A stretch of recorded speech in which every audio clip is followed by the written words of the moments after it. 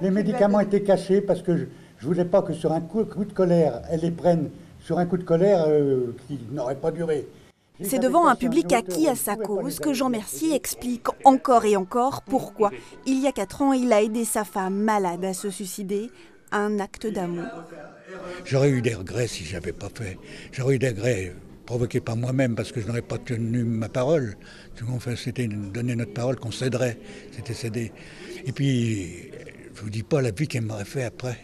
S'il me pense coupable de non-assistance à personne en danger, s'il me pense vraiment coupable de ça, qu'il ne me donne pas une peine avec sursis, qu'il me la donne ferme. Le 10 novembre 2011, Jean Mercier tend un verre d'eau et des médicaments à sa femme Josanne, malade et prête à en finir. Avant d'appeler les secours, il lui tient la main jusqu'à son dernier souffle. D'abord mis en examen pour meurtre puis relaxé, il est aujourd'hui poursuivi pour non-assistance à personne en danger. Le prévenu, octogénaire, est soutenu par l'Association pour le droit de mourir dans la dignité.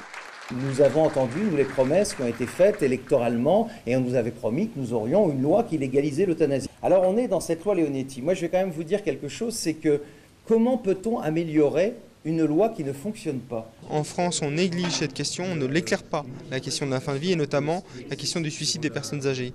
Le procès permet de porter un éclairage sur cette question et va permettre peut-être aux législateurs de prendre en considération cette situation. C'est la première fois en France qu'un procès de ce type a lieu. Si Jean Mercier est relaxé, une jurisprudence pourrait voir le jour. Dans le cas contraire, il risque jusqu'à 5 ans d'emprisonnement et 75 000 € d'amende. Ouverture du procès cet après-midi au tribunal correctionnel de Saint-Étienne.